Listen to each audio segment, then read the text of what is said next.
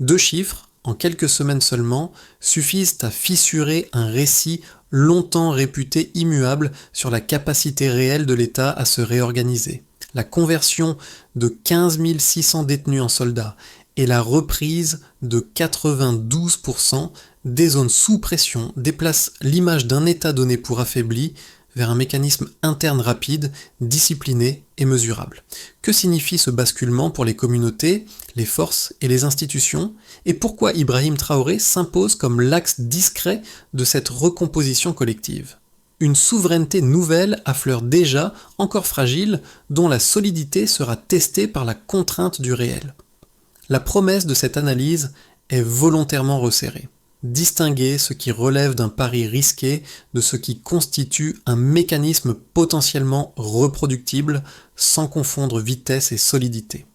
Pour le spectateur, l'intérêt est clair, comprendre les effets réels, pas les intentions proclamées.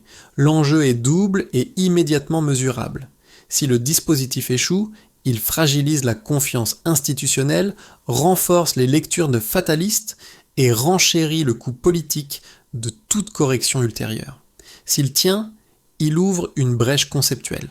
La sécurité cesse d'être un apport extérieur et devient un produit interne évalué par des écarts observables entre un avant et un après. Ce cadrage impose une méthode prudente. Les chiffres ne sont ni célébrés ni rejetés, ils servent de point d'ancrage pour tester la cohérence d'ensemble. L'analyse suivra donc une logique de preuve graduelle. Décision brève, effet observable, puis conséquences sociales. Une question traverse tout le raisonnement et structure la suite. Assiste-t-on à une réforme nationale isolée ou à l'ébauche d'un modèle capable de reconfigurer des dépendances stratégiques plus larges? La réponse ne sera pas une proclamation, mais une vérification progressive, scène après scène, indicateur après indicateur. En moins de 2 ans, 92% des zones auparavant sous pression armée repassent sous contrôle effectif, un chiffre rarement mis en avant, mais décisif pour relire la dynamique sécuritaire. Cette bascule ne signe pas une victoire définitive. Elle agit comme un signal précoce indiquant qu'un mécanisme interne s'est enclenché, mesurable et donc politiquement explosif. Pour comprendre ce déplacement, il faut revenir au décor initial. Pendant des années, le Sahel est décrit comme un espace condamné à l'instabilité chronique. Les interventions extérieures se succèdent, les promesses de stabilisation s'accumulent, tandis que les villages se vident, les routes se ferment et l'économie locale s'asphyxie. La peur devient une routine. Les marchés perdent leur fonction sociale. La mobilité se transforme en risque permanent et chaque initiative nationale est perçue comme marginale, voire symbolique. Dans ce cadre, la sécurité reste pensée comme un apport extérieur, intermittent et coûteux. La rupture intervient lorsque cette logique est inversée. Sous l'impulsion d'Ibrahim Traoré, la reconquête territoriale s'articule à une réinvention institutionnelle fondée sur des décisions brèves, opérationnelles et immédiatement vérifiables. La réforme pénitentiaire n'est pas conçue comme la correction d'un dysfonctionnement isolé, mais comme un maillon d'une chaîne causale précise. Justice, sécurité, puis cohésion sociale minimale. Ce changement de perspective modifie la lecture des chiffres. Le pourcentage de 92% ne clôt pas le débat. Il l'ouvre en offrant un premier point d'ancrage concret pour évaluer ce qui a réellement changé. Ce qui surprend les observateurs n'est pas seulement l'ampleur du résultat, mais sa temporalité. Le retournement est rapide, presque compressé, comme si plusieurs années de stagnation avaient été absorbées en quelques mois. Cette accélération nourrit à la fois l'intérêt et la méfiance. Comment un État décrit comme affaibli produit-il un tel renversement sans soutien massif visible? La réponse ne se trouve pas dans un discours, mais dans une série d'effets observables qui commencent à apparaître loin des centres de décision. C'est précisément à ce niveau que la promesse posée au départ commence à se vérifier ou à vaciller. Les premiers effets tangibles de la réforme apparaissent loin des centres de décision, dans des scènes ordinaires qui fonctionnent comme de véritables capteurs sociaux. À l'entrée d'un village agricole, un cultivateur observe une patrouille mixte assurer une présence régulière. Parmi les soldats, certains visages lui sont familiers, associés autrefois à de petites infractions. La reconnaissance ne provoque ni colère, ni célébration, mais une attente prudente. Un salut respectueux suffit à dissiper une crainte accumulée pendant des années. Dans un quartier populaire, une scène comparable se déroule près d'un marché rouvert. Une mère identifie son fils au sein d'une unité chargée de sécuriser les étals où il avait été arrêté par le passé. Elle ne parle ni de rédemption, ni de miracle. Elle évoque un devoir rendu à la communauté, une formule qui circule sans slogan ni mot d'ordre officiel. La réintégration est visible, évaluée par les comportements plutôt que par les discours. Ces micro-scènes comme on ne cherche pas à émouvoir. Elles révèlent comment la réforme agit d'abord sur les perceptions avant de produire des résultats chiffrés. La discipline observée, la posture, la constance des routines modifient progressivement la manière dont les communautés interprètent la présence armée. L'uniforme cesse d'être uniquement un symbole de contrainte. Il devient un indicateur de responsabilité assumée. Sous la coordination d'Ibrahim Traoré, ce déplacement précoce entraîne un effet social mesurable. Les marchés rouvrent, les déplacements reprennent, la peur recule sans déclaration officielle. La valeur d'un individu ne se définit plus seulement par son passé, mais par sa capacité à tenir un engagement présent. C'est à ce niveau, discret mais décisif, que le changement commence à produire du sens collectif. Tout commence par un geste administratif d'une brièveté déconcertante. Un décret d'une douzaine de lignes, signé par Ibrahim Traoré, circule un matin entre les bureaux du ministère de la Justice. Il n'annonce ni amnistie, ni grâce collective, ni réforme spectaculaire. Il ordonne une réaffectation immédiate. La logique est nette, l'État cesse d'immobiliser une population carcérale, jugée improductive, et la redirige vers un service contraignant, structuré et mesurable, sans zone grise, entre sanction et utilité. L'activation est volontairement rapide. En quelques heures, les directions pénitentiaires reçoivent des instructions précises. Les listes sont établies, les catégories filtrées, les profils exclus ou retenus selon des critères opérationnels stricts. Environ 15 600 noms émergent d'un système saturé depuis des années. À Ouagadougou, Bobo-Dioulasso et Koudougou, les portes s'ouvrent sans cérémonie. Les détenus ne sont pas libérés au sens classique du terme, ils sont absorbés. Les chaînes disparaissent, remplacées par des engagements formels, encadrés et immédiatement applicables. La transition est brutale, presque sèche. Elle frappe l'opinion par son absence de mise en scène. L'État change de rythme et cette vitesse devient en elle-même un message politique implicite. Vous savez, éviter toute phase intermédiaire limite les interprétations, réduit les résistances et ferme l'espace des récits concurrents. En quelques jours, le dispositif quitte le registre de l'annonce pour entrer dans celui de l'exécution. Le point culminant intervient peu après dans des centres d'entraînement improvisés mais rigoureusement encadrés. Sous un soleil écrasant, des milliers d'hommes sont alignés. Les instructeurs, rompus aux conflits asymétriques, imposent une discipline sans concession. Course à l'aube, formation tactique le jour, session civique le soir. L'objectif n'est pas de glorifier l'effort, mais de produire une rupture mentale. Le passé pénitentiaire n'est ni effacé ni nié. Il est encapsulé dans une nouvelle fonction, lisible et répétitive. Autour d'Ibrahim Traoré, les conseillers évoquent discrètement un front de l'esprit. L'expression n'est jamais officialisée, mais elle circule comme une clé de lecture. La transformation ne repose pas sur un discours mobilisateur, mais sur la répétition quotidienne des gestes. La routine remplace l'improvisation. La contrainte devient prévisible. Cette régularité réduit l'incertitude, tant pour les recrues que pour les communautés qui les observent. Les premières répliques apparaissent presque aussitôt dans l'espace civil. Dans les villages, la présence de ces unités modifie les comportements. Les routes secondaires, longtemps évitées, redeviennent praticables. Les marchés reprennent une activité régulière. Les familles, autrefois cantonnées au parloir des prisons, se déplacent désormais vers les casernes. Elles apportent des repas, des vêtements, parfois des outils. Ces gestes discrets, répétés jour après jour, signalent un ajustement social profond. À ce stade, la réforme cesse d'être perçue comme un événement isolé. Sous la coordination d'Ibrahim Traoré, la vitesse initiale cède progressivement la place à une autre exigence, la tenue dans la durée. La question n'est plus seulement de reprendre le terrain, mais de le maintenir sans rupture. C'est dans cette transition, du choc initial vers la continuité, que se joue la crédibilité réelle du dispositif. Le basculement amorcé au départ entre promesses et exécution entre ainsi dans une phase décisive. Avant la réforme, les indicateurs sécuritaires convergeaient vers une trajectoire dégradée. Après sa mise en œuvre, ils s'inversent de manière cohérente. Ce passage d'un baseline négatif à un delta observable constitue le premier test de crédibilité du dispositif porté par Ibrahim Traoré. Il ne s'agit pas d'empiler des chiffres, mais de comprendre comment des écarts mesurables traduisent un changement de fonctionnement réel. Un premier indicateur concerne la sécurité. Dans les zones couvertes par les unités issues de la réforme, les attaques armées reculent de 37%. Cette baisse ne signifie ni la disparition du risque, ni une pacification totale.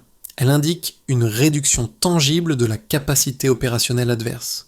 Le mécanisme est lisible, une occupation plus continue du terrain, une meilleure connaissance des itinéraires informels et une diminution de l'effet de surprise.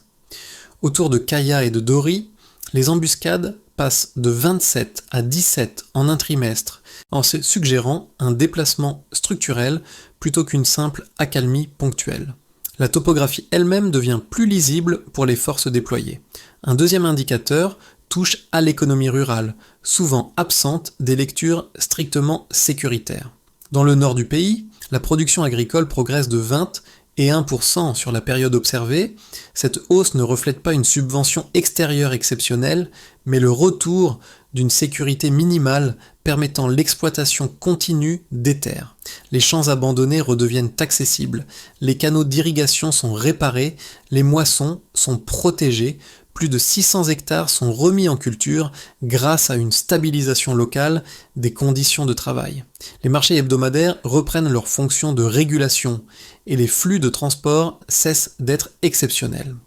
L'économie ne se transforme pas instantanément, mais elle sort d'une spirale de contraction entretenue par l'insécurité chronique.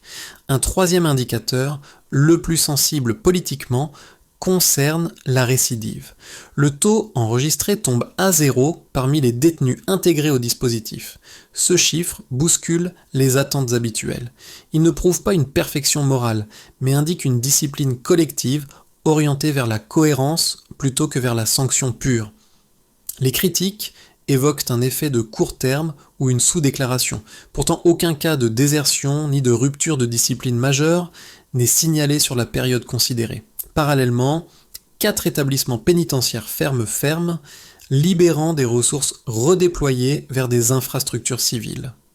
Pris isolément, chacun de ces indicateurs pourrait être contesté. Ensemble, ils dessinent une cohérence fonctionnelle. La baisse des attaques sécurise les routes, la reprise agricole redonne une fonction économique au territoire. L'absence de récidive stabilise le lien entre justice et service. Ces effets se renforcent mutuellement au lieu de s'annuler.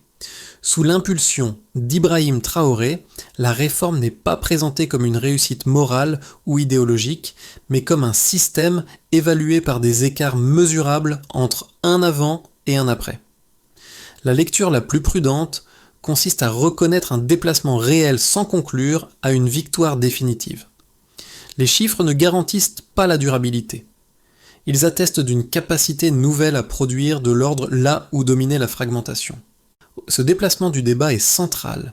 Il ne porte plus sur ce que l'État promet, mais sur ce qu'il parvient effectivement à faire ici et maintenant sous contrainte. 2 objections dominent l'analyse prudente de ce dispositif, et elles méritent d'être formulées dans leur version la plus solide, sans caricature ni complaisance. La première concerne le risque sécuritaire interne.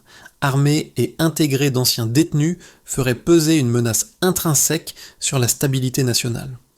Une force issue des prisons pourrait rester traversée par des loyautés fragiles, une discipline superficielle et des tensions latentes. Sous stress opérationnel, un incident isolé suffirait à fissurer la confiance publique avec un effet domino sur l'ensemble du dispositif. À cette inquiétude s'ajoute une objection éthique et institutionnelle. Convertir une peine en service militaire brouillerait la frontière entre justice et utilité. La sanction pénale perdrait sa fonction symbolique et l'État ouvrirait un précédent ambigu, transformer la marginalité sociale en ressource sécuritaire. Des organisations civiles redoutent une militarisation de la détresse, où la misère deviendrait un réservoir structurel plutôt qu'un problème à traiter à la racine. Si les résultats observés s'avéraient temporaires, l'effondrement serait d'abord psychologique. La confiance nouvellement acquise se retournerait en sentiment de trahison, augmentant le coût politique et social de l'échec. Autrement dit, le succès rapide rendrait toute rechute plus destructrice. La réponse la plus robuste à ces critiques ne consiste ni à moraliser, ni à minimiser. Elle revient aux faits observables exposés plus tôt. À aucun cas de désertion n'est signalé.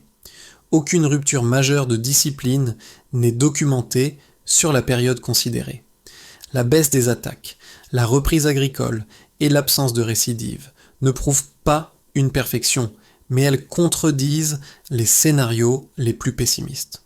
La discipline n'apparaît pas comme un miracle, mais comme une routine encadrée, répétée et vérifiable. Elle se manifeste dans la durée plutôt que dans l'exception. Le point décisif tient à la posture institutionnelle. Le dispositif est présenté comme expérimental, donc évalué, et non comme un récit définitif. Cette méthode n'éteint pas les risques, elle change leur traitement. Les craintes sont reconnues, puis confrontées au terrain. À ce stade, les données disponibles n'annulent pas l'inquiétude. Si elles obligent toutefois à admettre qu'un ordre fonctionnel peut émerger sans reproduire les schémas antérieurs, à condition d'être mesuré et corrigé en continu. Le débat se déplace alors. Non plus juger une intention, mais observer une cohérence en train de se construire. Ce qui se révèle à mi-parcours n'est pas un nouveau chiffre spectaculaire, mais un glissement silencieux du centre de gravité. La réforme cesse d'être perçue comme une réponse sécuritaire exceptionnelle et commence à fonctionner comme un mécanisme ordinaire intégré aux usages quotidiens des territoires reconquis. Sous la coordination d'Ibrahim Traoré, l'enjeu n'est plus seulement de reprendre le terrain, mais de le tenir sans rupture jour après jour par la régularité plutôt que par l'événement. Ce déplacement change la nature même du débat. La souveraineté n'est plus invoquée comme un principe abstrait ou un slogan politique. Elle se teste dans la capacité à maintenir des marchés ouverts, des routes praticables et une présence administrative minimale, sans mobilisation extraordinaire. Plus l'ordre devient routinier, moins il attire l'attention médiatique, mais plus il devient coûteux à remettre en cause, car chaque journée sans incident renforce la crédibilité de la précédente. Les villages ne célèbrent pas une victoire. Ils ajustent leur comportement. Les commerçants planifient, les transporteurs reprennent des axes, les familles se déplacent sans escorte exceptionnelle. Cette banalité encore fragile constitue le véritable révélateur du dispositif. Elle indique que la sécurité commence à être perçue non comme une parenthèse imposée, certes mais comme une condition prévisible de la vie sociale. C'est à ce point précis que la réforme change de statut. Elle ne promet plus un basculement, elle exige une continuité. Les effets de la réforme se lisent désormais à travers 4 groupes dont les trajectoires, longtemps disjointes, commencent à se recouper de manière concrète et observable. Pour l'État, la reprise territoriale modifie la nature même de l'action publique. Les administrations cessent de gérer des zones fragmentées et retrouvent une continuité minimale. Plus de 120 postes fiscaux et commerciaux rouvrent et des dizaines de villages récupèrent un marché hebdomadaire fonctionnel. Cette lisibilité réduit les coûts d'urgence et permet un redéploiement progressif des ressources vers des services civils. Sous l'autorité d'Ibrahim Traoré, la souveraineté cesse d'être un discours et devient une capacité mesurable à maintenir des usages réguliers sur un territoire continu. Du côté des forces de sécurité, l'impact est d'abord opérationnel. Les unités issues de la réforme ne remplacent pas les forces régulières. Elles les complètent. Leur connaissance fine des itinéraires informels et des zones grises réduit l'imprévisibilité. La baisse des embuscades se traduit par une mobilité accrue et une fatigue moindre.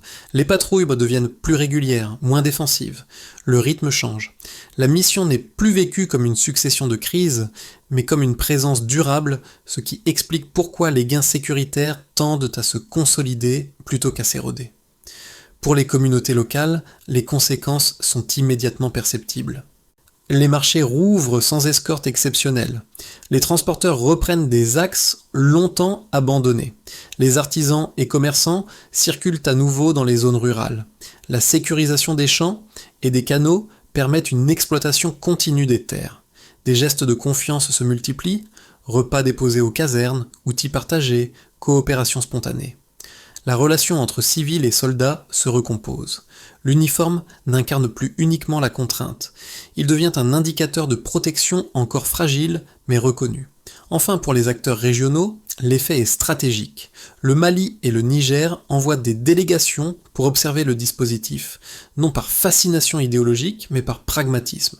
Le modèle intéresse parce qu'il repose sur des ressources internes et une discipline mesurable. Les anciennes puissances restent prudentes. Les rapports évoquent une expérience non conventionnelle sans la qualifier. Ce silence traduit une gêne analytique. La stabilisation observée contredit des cadres fondés sur la dépendance structurelle. À ce stade, sous l'impulsion d'Ibrahim Traoré, la cohérence devient à la fois le principal résultat mesurable et le principal enjeu pour la suite.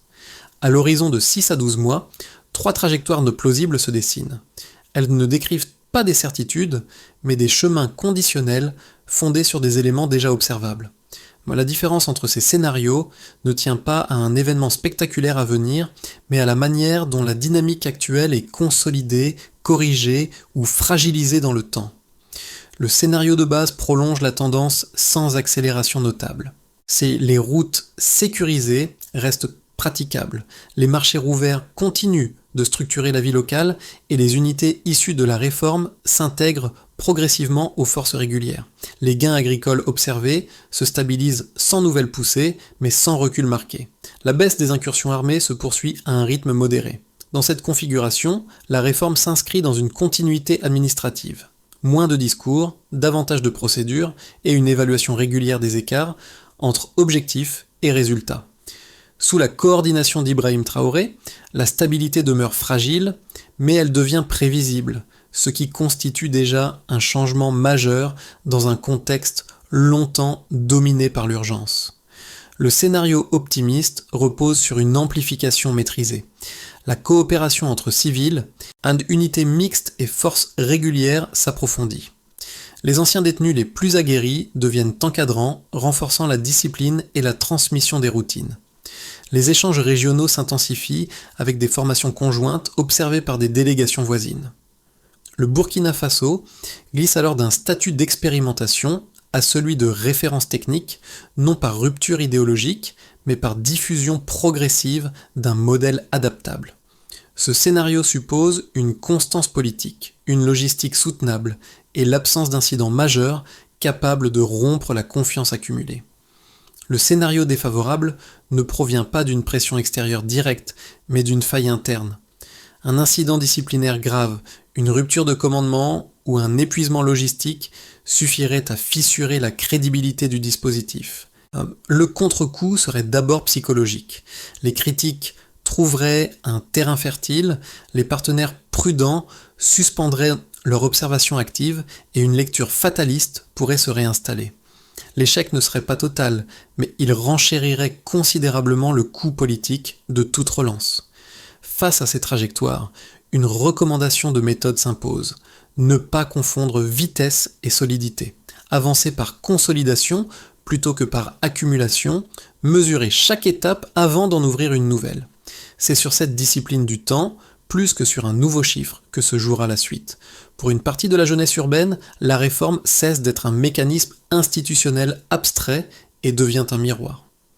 Les images d'entraînement, largement diffusées, ne sont pas perçues comme de simples démonstrations militaires, mais comme la preuve qu'une trajectoire peut être redirigée sous contrainte et discipline. Des étudiants évoquent l'idée qu'un échec n'est pas nécessairement définitif, qu'un parcours peut se réorganiser sans être effacé. Cette lecture ne glorifie pas la dureté du dispositif. Elle en retient la possibilité d'un recommencement structuré, encadré et mesuré. Dans les familles directement concernées, l'impact se joue sur un registre plus intime. Les mères, qui attendaient autrefois derrière les barreaux, se rendent désormais aux casernes lors des permissions ou des parades. Le même visage, autrefois associé à la honte, apparaît sous un uniforme qui impose une forme de respect prudent. La douleur du passé ne disparaît pas, elle se transforme. Les repas déposés, les vêtements offerts, les outils prêtés lors de travaux communautaires deviennent des gestes de soutien discret. La réconciliation ne passe pas par des discours officiels, mais par une accumulation de preuves quotidiennes. Pour la diaspora, la transformation agit comme un contre-récit. À distance, beaucoup avaient intégré l'image d'un pays condamné à la dépendance ou à l'instabilité chronique. Observer une réforme produite et évaluée localement suscite des débats nourris. Certains y voient un modèle de dignité active. D'autres rappellent la fragilité de l'expérience et les risques d'un retournement. Tous reconnaissent cependant un point commun. L'État redevient lisible. Il ne promet pas l'idéal. Il démontre une capacité d'action. Ce qui touche réellement l'observateur n'est ni la statistique isolée, ni l'uniforme. C'est la possibilité d'un changement collectif mesuré, encore imparfait, mais assumé, qui invite chacun à reconsidérer ses propres attentes face à l'action publique. À ce niveau, l'enjeu n'est plus d'adhérer ou de rejeter, mais de comprendre ce qui devient possible lorsque la cohérence commence à remplacer l'urgence. La réforme change de nature au moment précis où elle cesse d'être improvisée et se transforme en doctrine opératoire. Sous l'autorité d'Ibrahim Traoré, une feuille de route structurée se met en place autour de leviers simples, conçus non pour proclamer une rupture, mais pour éviter une rechute. L'objectif n'est plus de prouver l'efficacité initiale, mais de stabiliser l'expérience et de la rendre vérifiable dans le temps. D'abord, une double tutelle défense-justice appliquée à l'ensemble des centres de formation. Cette articulation vise à uniformiser les critères de sélection, prévenir les dérives et garantir que chaque recrue traverse le même filtre disciplinaire, indépendamment de son passé. La justice ne délègue pas sa fonction, elle encadre. La sécurité n'improvise pas, elle applique. Ce partage clair des rôles réduit les zones grises où naissent les ruptures de légitimité. Ensuite, la discipline comme langage civique partagé. Des modules inspirés de l'entraînement militaire sont intégrés dans certains segments de l'administration et de la formation professionnelle. Il ne s'agit pas de militariser la société, mais de créer une continuité institutionnelle entre sanctions, apprentissage et service. Cette cohérence rend les parcours lisibles pour les communautés et renforce la prévisibilité des interactions quotidiennes. Puis, l'ancrage régional. Des accords de coopération avec le Mali et le Niger permettent une observation croisée des dispositifs et la mutualisation de certaines formations. Le Sahel cesse d'être une addition de fragilités isolées pour devenir un espace d'expérimentation coordonné, sans déclaration idéologique ni modèle imposé. Enfin, un principe transversal s'impose, l'exposition aux chiffres. Des indicateurs précis sont fixés. Récidive, village sécurisé, infrastructures remises en service, ressources budgétaires redéployées. Chaque étape est mesurée. La réforme n'est pas protégée par un récit politique. Elle est soumise à l'épreuve continue des résultats. C'est cette transparence méthodique portée par Ibrahim Traoré qui transforme l'initiative en système ajustable plutôt qu'en symbole figé. Alors, lors du premier grand défilé organisé dans la capitale, un écho discret des scènes observées dans les villages refait surface, mais à une autre échelle. Des centaines d'hommes avancent en rang serré, non plus dispersés par leur trajectoire passée, mais unifiés par une posture commune. Le même salut simple, aperçu à l'entrée d'un champ ou d'un marché, se reproduit devant la foule, sans emphase, comme un rappel silencieux de ce qui a déjà changé. La scène n'est pas spectaculaire au sens classique, elle est lisible. La transformation ne repose ni sur l'oubli, ni sur la glorification, mais sur une continuité d'exigences rendues visibles. La dignité n'est pas accordée une fois pour toutes. Elle se pratique chaque jour sous le regard des autres. Dans la foule, les réactions restent contenue, presque prudente. Pourtant quelque chose se déplace. Tcha, la peur recule sans proclamation. La fatalité se fissure.